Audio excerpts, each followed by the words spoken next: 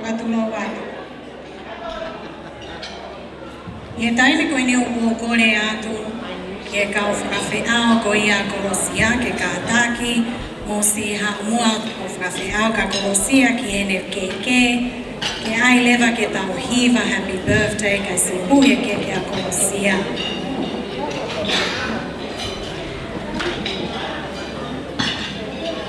Te uki we ipe ai porokalama ke whakahoko ai whaikoga koe ni he kō lawe I hifo o ulahi au pito ai ngahi whakameite mo I whaiva o kusi I hao ai toko lahi o e kau whakawhi moia. Tai he ene pehe o pau ke toka I atu ki moto ono kotoa pe mo o ngahi tau unga. Tai ene pehe te tau ngā unu lewa ki hono hiva koe ai happy birthday kai puhia ke a Kolosia.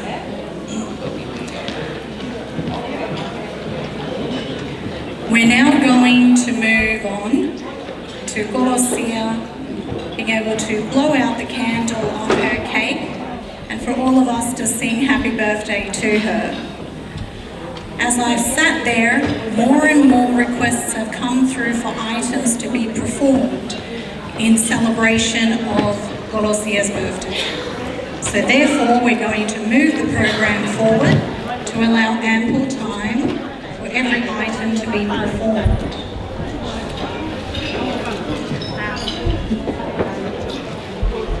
Ene mau ai tahine o kānai aho ke te kore atu I homo le o lelei taha, mo le o lahi taha, te tauhanga rewa o hiwa ai happy birthday ki ai. Once the birthday girl has reached her cake, I will request that everyone in their most in-tune voices to amplify that to sing happy birthday to your person.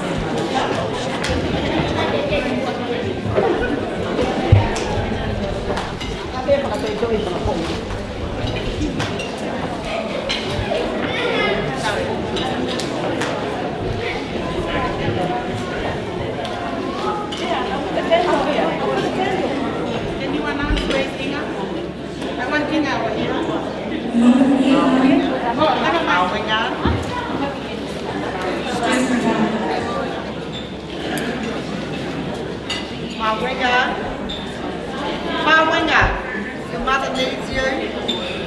Come.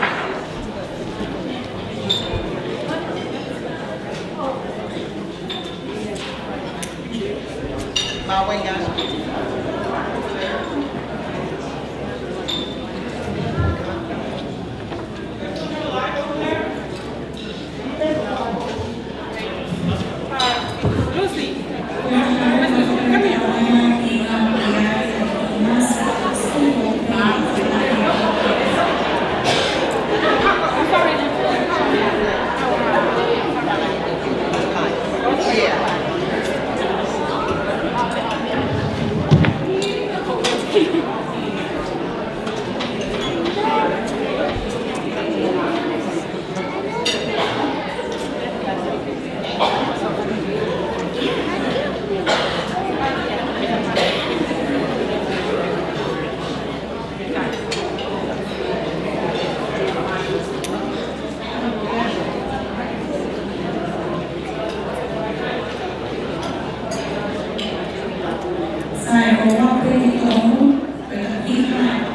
Once I reach 3, we'll start singing.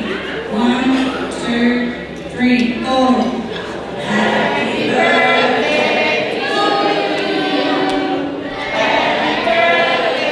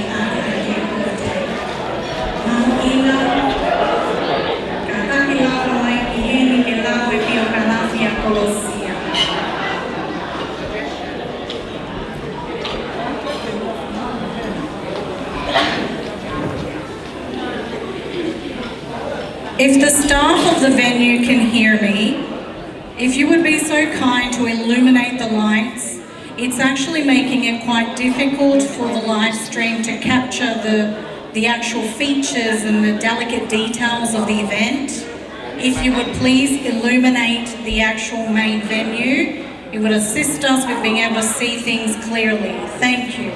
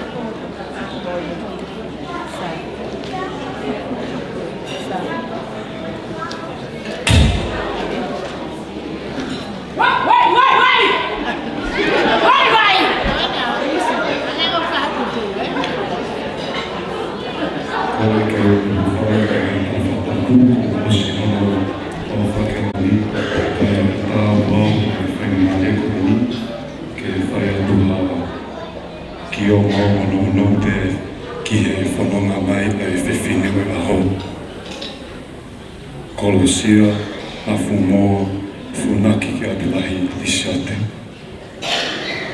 Ko e hingoa Kolosia, Lafumoa, Funaki ki Apilahi, ko e tau hingoa ki he kui, e tamai o Kolosia, ko e whiwhine ko Kolosia, Lafumoa, Funaki ki Apilahi, Uhatafe. Ko e kui e tangata eki a Kolosia, ko se salio. Ko e ahoa ni a whi, ne nofa peo mo mātua a Kolosia, ko hono tau he kui ofa koe ni, e he taimi ne whanau mai whaen, ne whiwhia e whamili ke whakahingoa, e o whiwhinen ka koe mau whaen, ke whine e ki, ko Kolosia, Lafumoa, Funaki Apilahi. Aia o tau kātoa ngai a hokosia hono makamaile, talu mo whuta. Malo e ofa, mai tauhi a langi, o whakatuuta moi mai e whanonga. Ne whanau pia Kolosia i la paha, a koma olunga, la paha tonga tapu, i he ahau oa siulai tahi o whanima. Ko e mātua, ko tangata e ki, ko sesa leo talia uli, maka leo tua ka lau, o kolonga, tataka mo tonga, la paha mo nautoka, tonga tapu. Ai au tupenga mo mātua maka leo tua ka lau, mo felicita o atafu. Peke whine eke a Kolosia, ko felicita fue mo la kepa, mafi, o mauwhanga, mo niwa fo ou. Ai au tupenga mo mātua, ko kapiele mafi, mo mele, mo mariatonga. Ko Kolosia Lafumoa, Funaki Apilahi, ko whika hiwa e whanau e toko taha nima. Ko lahi taha, ko sangato talia uli ma lopeno ki isi. Whika aua tēni sio mo ngā tonga te lai talia uli o ma lolo. Whika tolu Mikaela talia uli ma lolo. Whika whaa Severino talia uli ma lolo. Whika nima Paulo talia uli malolo. Whika ono Maria Eva mua ki whale ula lau kaupo uli ki sina ko malolo. Whika fitu Ivoni Leslie talia uli palolo pona ki si. Whika walu Soane Viane talia uli no Famelika. Whika hivalu a fino e aho Kolosia, Lafumoa, Funaki Apilahi, Lisiate. Whika onfulu Augustino, tau whaiteau talia uli, malolo. Whika tātaha Lucina, toa kase, moala eua, malolo. Whika tahawa, la tai, waka, Benhausen, malolo. Whika tau tolu ko leti whalepaini mahoni nofo Australia. Whika tau wha ke le kōlio tu akalau tālia uli o kuiheni. Tuka e sisi taha whika taha nima I sino tālia uli mālolo. Ne fofo mauhoa e whaeni ke Martin Rikus o Holland, Netherlands, ne tāpua ki ana whaamini a whanau e toko tolu ka lahi taha ko Katrina Henrietta Pahulu, mauhoa ke Siasi Pahulu, whanau e toko walu me makapuna, nofo Amerika. Whika ua Martin Bonifacis, mauhoa ki a whaalele Jane Rikus, whanau e toko tolu me makapuna, nofo Australia. Whika tolu Salio Stansilao, Malolo pena tau ahiwa. Hine peha ngahi tau ne maloloa tangata e ki holani, te hoko te pe tau I whanau he whaeni. Ne to ia e whainga maalia e whine e ki, ke toi mauhoa ke kakala siwaki eli, nei he kolo kakala, le ulu moenga Samoa, vai ko puna mo e sila perua. Ne toi tāpua ki a ki naua, he e ki ha whoka e toka taha koeni o whakahoa atu. Me ia e whake whanau ki tangata e ki mua, ko Ivanhoe, ki lau taimi ko Malolo, Silifou, Kafoa, Sione, Te Vika, o Siwaki. Au nau I heni, nena kakauma ni San Francisco, e mai tonga e ki. Koe whae ngau e maalohi, o to ofa ke tauhi huma whaamili. Ne ia e bene ki business koe whale mā, ne lele I māngele wa he Vine Street, mo o tahuhu kamata pene tāhiwa alfitu. Tō walahi me ngahi whaamili, ne ngā whainga maalia me ia. Hoko a tene ngau e ki he whakatonga, ne whakatua ano, hato e whale mā I haa te iho tonga tapu. Ko monu ia he tupu hake, sio ki ngau e tō nunga e whae koeni. Ko whie whie whakawhiatai ki e ki, ko e ohi, ko e ne kei whakakoloa hamalota whale, a ke mo ui e whaeni. Ko whi o ata e teha whakamālo. Ne onga te whahe o lumo tua e whatongia, ka ko whia ke whakamālo iho, he tuha mo taimi, ka mo mea mai ke tau kau whakataha, he tātua ke o ahau. Ka pao ne iai ha toku whatongia o kui kai hoa o tāu ho o mō wakai. O kore whakamolmole atu pē. Pea o huwhanga te he mahina o lo salio a malia. Ko o whalahi atu ki he whawhonga katoa pē malawa pita.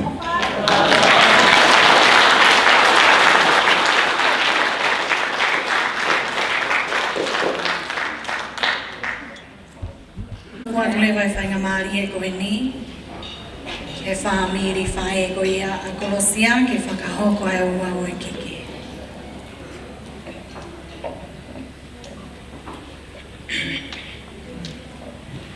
Ko repe ke hufanga atu he tala whakataku na e kamata aki e tau ua wau kol kalama e fiaskoni.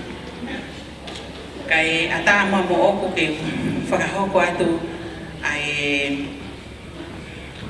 patongia o e wau o e keke birthday o fifine birthday Kolosia taria uri Lisiate. Ka ke Lisiate ka Kolosia pekai. Ko ia kainga malo mua mo lala mai. Ka tuku mua ke whakahoko atu whatongia. Ki mua pia whakahoko atu whatongia, ko kore pe mua ke ki whakahoko atu au. Ko ia terian tui, tina wanga o kai ke nau sila rei, ki whimu tu ani, pia bihe ke whatongia o kouto'o. Ko hoku ingoa, ko iwa whi amo e manu, whinau mawhi whaotusia, o ko takai whala ki he funga atere mo sila pelua, mana mo ui, mo tonga ka atoa pe. O ua, ko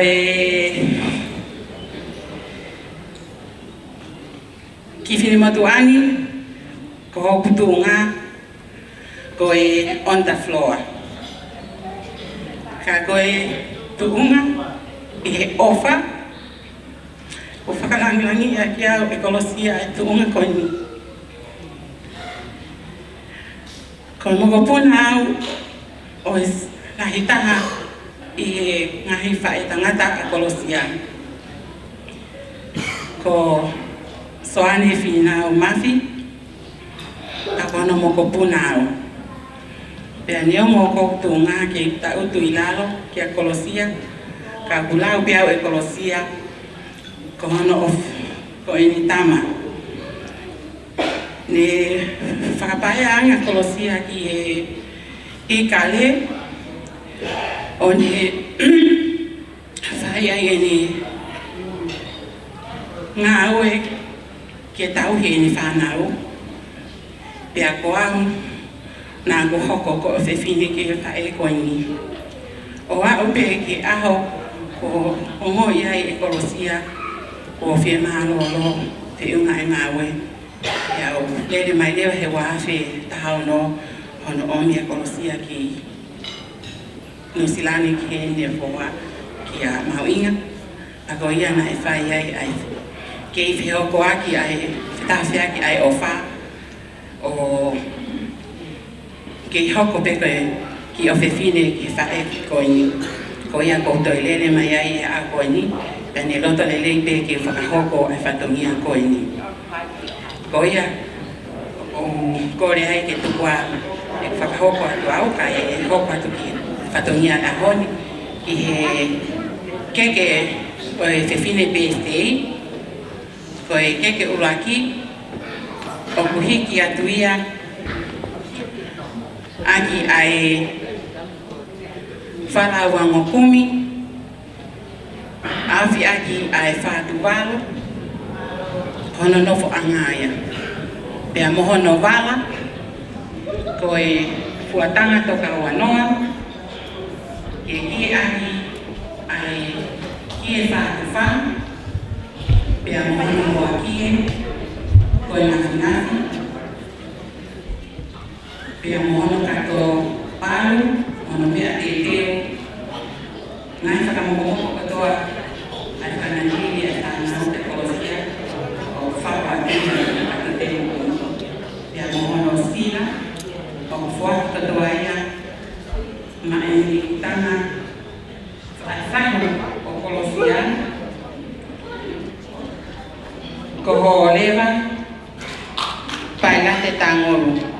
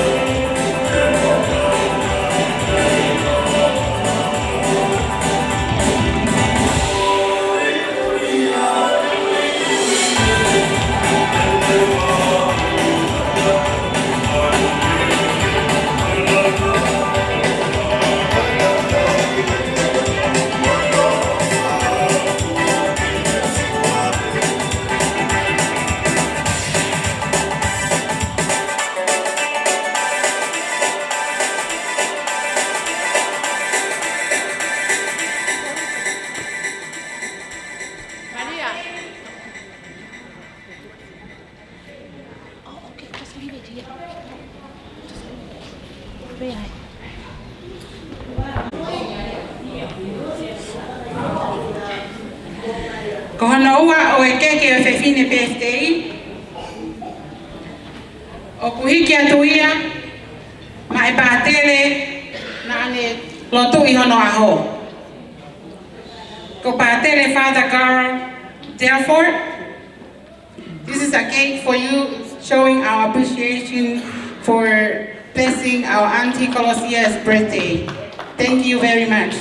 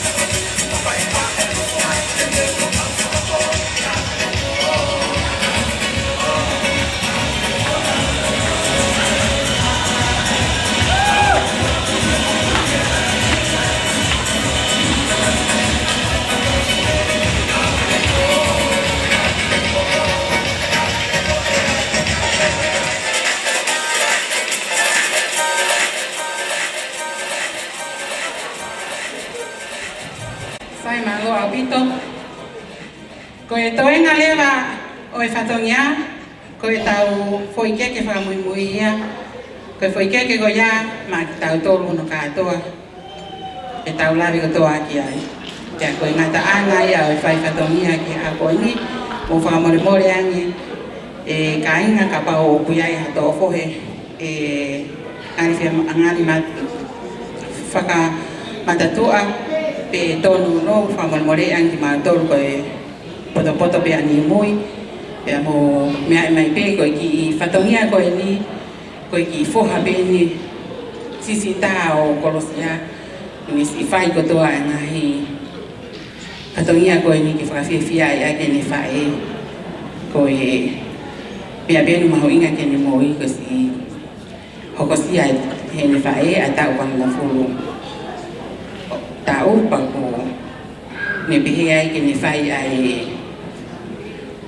ki pāti koe ni e whawhiawhia e aki e ne whae ka toki ai haa aho e hoko mai ano aho o os laka lele e whawhiawhia ai ko ia o ku o atu ai o whalahi atu e ringu tolu na katoa ma lo mo lava mai o whaketau mao katoa hawhiawhia mo fon Kolosia e fiafikoin pa mo tong matuku atu mo e eiki a mau foki mo eiki o whakere mo tolong kotoa malo.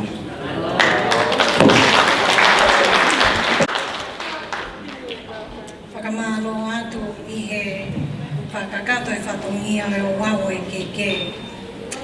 I e tainimi o whakaata lewa e tau bangai, ke whakahokanga I whakameite, whaiva tau olunga. Koe whakawhiawhia I pe, koe hokosia e Kolosia e ne tau wau whuru. Te o lau atu ai ngahi tau olunga e toru, ko hono uhinga ke mo whakaongo mai, pa mo mateuteu mai ai whakafofonga ki homo tau olunga, ke mau kai lava ke ngā unu lele, ai whakakakato ai ngahi tau olunga ko whakahoko mai.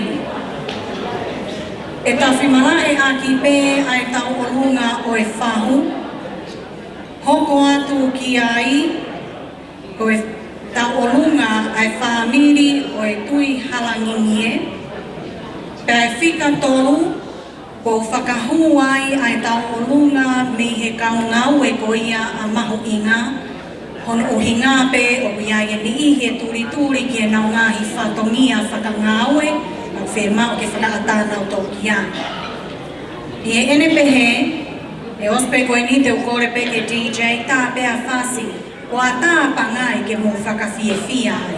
Koe ne mau pe ai tā olunga o e whahu, ke whakahoko mai, pe lava mai, ai whakafofonga ko ia, ai taha tēne whai ai whakahoko ai lea o e taurunga, ki he tuuanga koe ni, ko hi kai hoko atu lewa e taungahi oro kalama.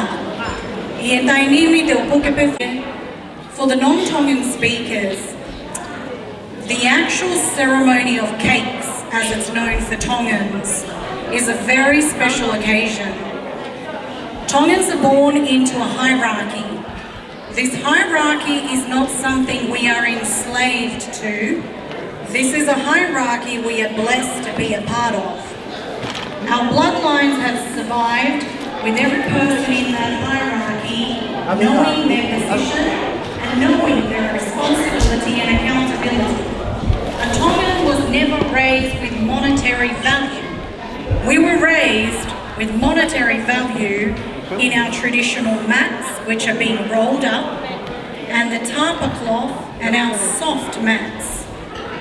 The brown mat that is here being rolled up is of the highest prestige in the Tongan traditional mats. Then it goes down in colour and then in shapes and in form. When a Tongan can part with mats and the tapa cloth and soft mats, it is a sign of your value, not ours. Because if our mother can keep that mat until it reaches the right colour and keep the tapa cloth safe and pure, and if to give it to you as a gift, it is a sign of your value to that individual and not necessarily the value of the individual to you. So with the ceremony of cakes, every time a cake is called out, it is given in the order of the very same hierarchy. And the mats and the tapa cloth and the fine mats that are carried along with that cake is put on display to show you who receives that cake your value to us. So for those of you who are new to the Tongan culture, that is our monetary value for a Tongan, and that is why it's so important. So I hope that you can find interest in learning the Tongan culture. DJ tā mai pēr tau whasi kai teo ai ngāhi tau orunga. Teo toi ui atu, tau orunga ai whahu, e whai aki ai tawhimala e apangai, hoko atu ki ai ai whamiri, tui haranini e, pēr moe tau orunga rewai kau ngau e mahuinga. Third item is the workers and the colleagues of mahuinga or Patrick. You are the third item, so please prepare your representative for your item. Mau.